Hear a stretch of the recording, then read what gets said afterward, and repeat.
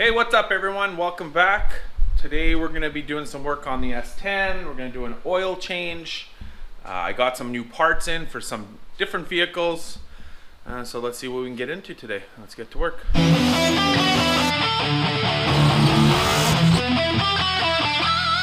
Alright, so the reason that I'm doing an oil change on the truck is A, it needs an oil change, I guess. And I was driving it the other day and I noticed that the oil pressure was kind of like just hanging around 20, and even if I revved it or got on it, it didn't seem to be raising like to 40 or 50 like it should. So that got me a little concerned. So I figured, I need to change the oil for sure, because when I got it running at the end of last year, like I changed the oil the one time because the gas got in there when that fuel pressure regulator was sticking, or the diaphragm had a hole in it or whatever. And so I did change oil once, but then I never changed it again since. And pretty much all that's in there I think is like 1030 oil. So I want to put that 1540 Rotella stuff everybody says to use. So I bought this big jug, it was on sale. Also going to change the oil in my car before I go racing again. So I got a bunch of oil for it. So I ended up ordering some stuff from Summit. So I ordered a new cam plate for the S10 because I'm worried now that the cam plate, or I was worried the cam plate was leaking. So they're cheap. I ordered them from Summit. If we need it, we need it. If we don't, we don't. We'll keep it in stock for the next one. Because when I started the truck up today, the oil pressure is good all of a sudden. It's like it was at 40 or so cold, and then once it warmed up, it went to about 20. But when I rev it, it actually goes up to like 40 or 50. Even only revving it to say like 3,000 RPM. So I don't know if that gauge was just sticking, but anyways, we're going to change the oil anyways, and then if we have to, we're going to pull the timing cover and change that. But we're hoping that we don't have to do that. So then I also bought 6 feet of this MSD wire. That's for the Nova. I'm going to remake wires for it, some nice new ones. This gauge cup, because I want to move the air fuel gauge that's in the truck. Because right now, I'll show you, it's right here. And it's kind of in a crappy spot. So I'm hoping to be able to move it, I don't even know yet. Somewhere up on the dash, maybe up on here. I don't know, wherever it looks the best. I'm a little concerned that they sent me the wrong one, but because I'm pretty sure I ordered the 2 in 16th, and this says 2-inch, but I guess it stretches out to 2 in a 16th. Let's hope so. Okay, so I also ordered one of these auto gauge tachometer right here. That is for the Jimmy because it doesn't have one, and I want to put one in it. So it was cheap, 50 bucks. It's a decent one, whatever, it'll work. I also ordered new brake pads for the Nova. Possibly get around to changing those today because the rear brake pads are pretty worn. I don't have a line lock, and I mean I have had these brakes on here for a long time, but I also don't have a line lock. When I do burnouts, I'm actually rubbing the brakes because the front ones are still good, but the back ones are pretty worn. So whatever, got new ones. I also ordered one of these buttons with the coil on it. That is to hook the bump box up on the Nova so that I can use bump, because the MS3 Pro Ultimate has a bump box feature I want to be able to use to bump in after building boost. And then we got a whole bunch of other stuff Clayton did, but you'll see that in a different video. And then I also ordered some ball joints for the Nova, because not because the ball joints are bad, but because the rubber boots are all ripped, and so it's not really, it doesn't keep the grease in, blah blah blah. So I got from Summit ball joints, AC Delco ball joints for like $8 each. I just bought all complete ball joints, and I'm just gonna replace them because I'll save these ones for spares. But they had a little mishap, I guess, and they sent me the wrong thing. So they ended up sending me 2 of these oil filters by mistake instead of the ball joints. But I gave them a call, and they said no problem. They're sending me the ball joints out right away. They're already on their way. And they said just keep these. And then funny enough, it turns out these are LS filters. Now I've been doing some reading. These filters are actually for like a dry sump, like a ZR1 or something. And the only thing that is different about them than a regular, well, not a regular filter so to speak, but I bought the ones for the engines that I have, right? Because I have an F body pad in my car, and this is a 2005 motor or whatever. So the hole is bigger on this one than this one. So this wouldn't, it's the same filter except this is bigger. This one is smaller. So luckily I have an oil pan up in the rafters that actually has the bigger adapter, screw-in adapter thing. So I'm gonna switch it up and I'm gonna use this one because these are supposed to be really good. And actually it's crazy how heavy this is compared to this one. And it's actually a little bit bigger. And there is, apparently there was a service bulletin for certain LSs with low oil pressure codes being thrown. And they said to, the service bulletin says to use this filter. And some guys say it actually makes more oil pressure, which I don't really know how, but whatever. I got them. I'm going to use them. Thanks to Summit for that. I mean, it sucks that, you know, there was a screw up, but whatever. Mistakes happen. I'll get the ball joints in a couple days, and I got a couple filters. So jack the truck up and start draining the oil. Before we do that, I'm just going to show you guys one thing. My daughter's Cobalt. We ended up buying some brand new tires for it. We went up from 225 40 18s to 235 40 18s, a little bit wider. Really nice tires. They're like made in China kind of ones, but they're really nice. They're the same ones I have on the Nova, on the S10. These here ones, Radar something or others. Pretty nice tires. Cheap too. Like those tires were $94 each Canadian, which is super cheap. So then when we got the car, it came with some wheels, which I think I showed in a previous video. She cleaned them all up, sanded them down, and painted them silver. They used to be black. So they turned out really, really nice.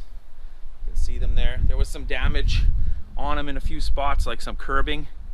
We cleaned that up, and there was actually a gouge taken out of one of the lips. I welded it up, aluminum welded it, and you can't even tell now. So we're gonna probably mount those up later and get them on the car. So I'll show you those once we put them on. So I got the truck up in the air. I got the oil draining out. I took the filter off, and so now you should be able to see the difference here. If you look at the two holes, this one, I can't get my finger in. This one goes in no problem. It's bigger, but I happen to have this oil pan right here, which actually has the bigger one. So I just have to unscrew this, take it off, put it on mine, and then we'll be able to run this bigger style filter. Just like this, screws in there. So, and on this one, it's not too big. Just so you guys know, in case you have to do this or want to do this. So here's the difference.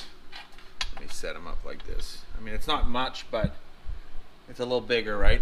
But this one is actually, this one has like a nut basically. This one doesn't. This one has like a big Allen key. So you got to put a big Allen key in there and get it off, which is kind of a pain. I think I may have changed this once before. Like I may have had the big one on there and I switched to the smaller one to use these filters. So now I'm going to switch back to the big one. All right, so now it's time for the oil now. I got this big giant container, which kind of sucks because it's hard to get it out of this. So I got that container there. I already put some in there. I want to pre-fill the oil filter.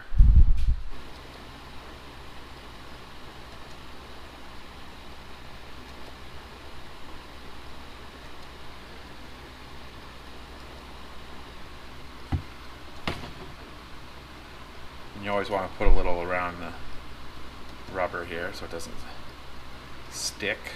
All right, so the oil's in. I topped it up, showing full on the dipstick. Let's start it up. Let's hope it doesn't leak, and let's see what the pressure is.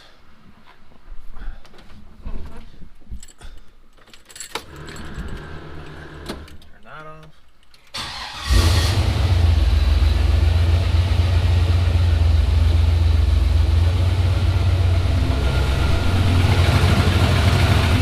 I got no leaks. Okay, so we're at about 40, 45.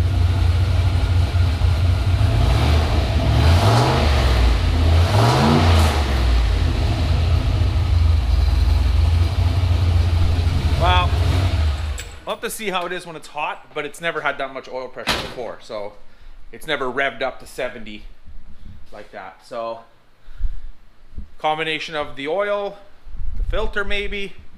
I don't know, maybe I'll cut the filter open.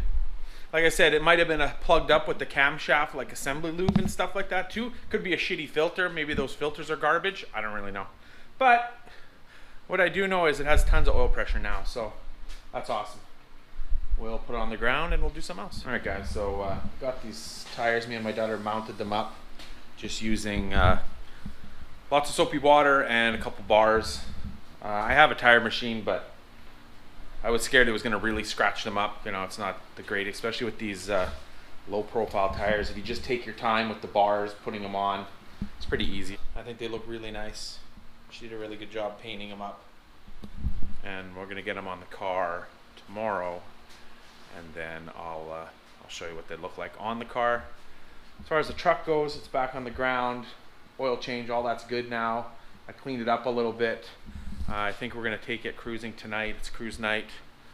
I believe Clayton and Mike will be driving the shit horse, believe it or not, because it's insured and it's on the road. So we'll have some fun with the driving the single turbo LS junkyard builds, whatever. So yeah, I'm gonna go for dinner and then we'll head out cruising and we'll get some video of that.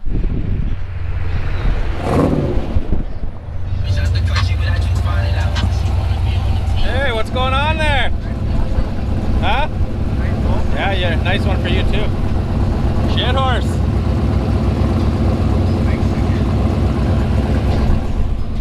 The oil pressure is really good.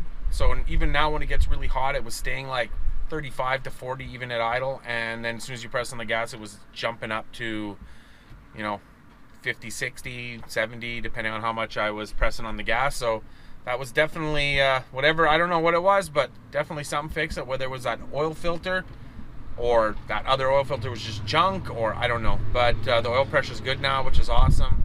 And now we're just enjoying a cool cruise night. It's a beautiful night out tonight, and we're just hanging out. It's the next day. I'm back in the garage. I'm doing a little work on the S10. Cruise night was really good. I didn't do much filming because if you notice, the shit horse is out. Mike was making a video about the shit horse, so I kind of just didn't do much filming of cruising and stuff. But everything was pretty good. I was having an issue blowing a fuse. I ended up moving. Pretty much I had like the power, key power that goes to power up all these fuses. Where it was going, it kept blowing the fuse. So I moved it to a different location. Hopefully that's going to be good. And then I decided to move the air fuel gauge. So I had the air fuel gauge here. Now I put my volt gauge there, which I still have to wire it, but it's in there, which matches all those obviously. And then I had that cup that I bought.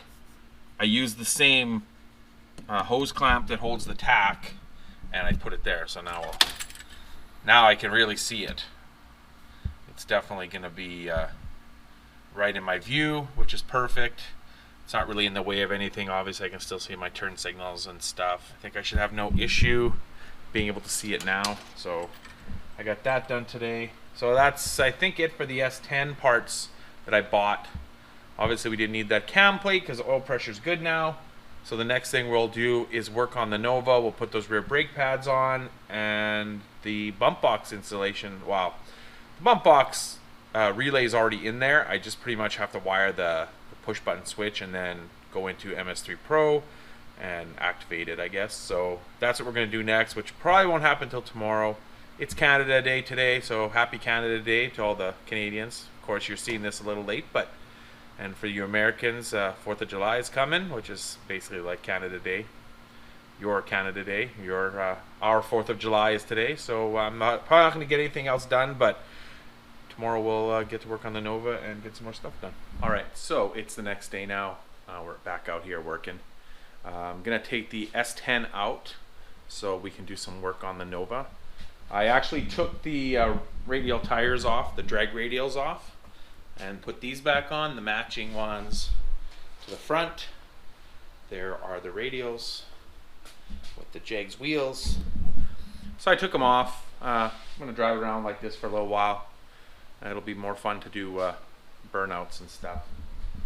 It definitely doesn't look as good with these on. These ones, they sit in pretty far, and that's because I narrowed the rear end an inch per side, and now those ones fit really good, but these ones kind of tuck in.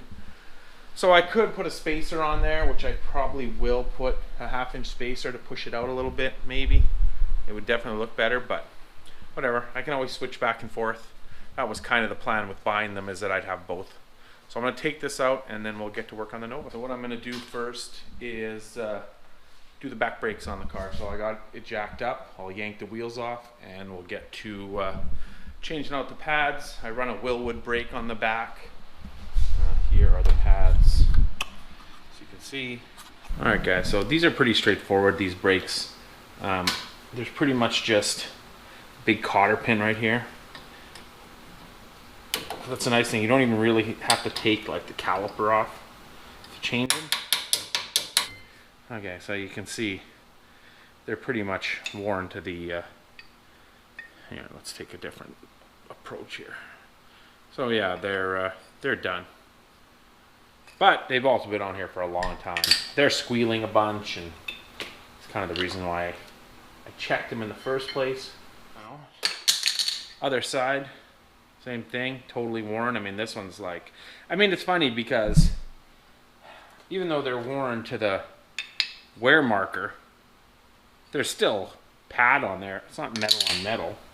So you could technically keep her going, but let's put the cotter pin back in. And I did check the front ones and they're actually still good, so. Which, like I said, is surprising because usually the back ones last longer than the fronts, but I guess with all the burnouts and stuff over the years, it's taken their toll on these. Before I put the wheels back on, I was gonna take the S10 wheel with the Jags wheel on it and try it on the car, kind of see what it looks like, but unfortunately they don't fit. The reason they don't fit is because my car has 5/8 wheel studs and these holes are too small, so I'd have to open them up a little bit. So just be aware, if you were thinking about buying a set of those Vision brand wheels, which are sold by Summit and Jags, that they wouldn't fit on a 5/8 unless you open the hole up. The other thing with these wheels that's weird is that they're acorn style nut that goes in there, and it goes way deep in the hole. And usually with a 5/8 like that style, you have to run, I don't know where I put it. Let's go over here. You have to run like a spacer like this goes on the wheel. So pretty much this would go on the wheel, and then these big giant lug nuts go on. So that might be an issue, trying to put a wheel like that. Though what I was thinking before, when I was thinking, oh, you know, if I wanted to put those wheels on my car, when I bought the 5/8 stud kit, it actually came with these really long spacers. So you could take it to a machine shop, or if you have a friend like Clayton, he could just turn them down a little bit and put a bevel on them so they'd fit in the acorn part like this, and then you'd put your big lug nut on the outside. Thought I'd also show you guys before I put the wheel back on. This is an 8-inch wheel. This is on a 9-inch wheel, so I don't know if you can really tell the difference. That one definitely looks bigger, even though it is the exact same size tire, but on a wider rim, it definitely makes it look bigger, and you can kind of see that one bulges more than this one does. These are actually the old tires off my car, which are the original style drag radial, and this is the new SS. So as you can see, they are basically the same. They definitely work as good. So anyways, I'm gonna put this wheel back on and get the car on the ground. All right, so there it is. Brakes are done, wheels are back on. Always remember, when you do a brake job of any kind, always pump up the brakes before you back out of your garage or shop or whatever.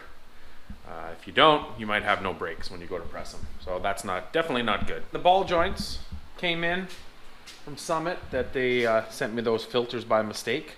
So there they are. They actually look really nice. Those will go on next. I'll have to jack up the front and change out the ball joints. I also want to take all the wheels off and go get them balanced before racing next weekend. And we also still got to hook up that bump box and get that kind of lined up. Plus I also want to look at my boost controller and kind of get an idea on how I'm supposed to make that thing work, because I'd like to use it next weekend. But I think that's going to be it for this one, guys. Like always, like, comment, subscribe, share with your friends. We'll check you later.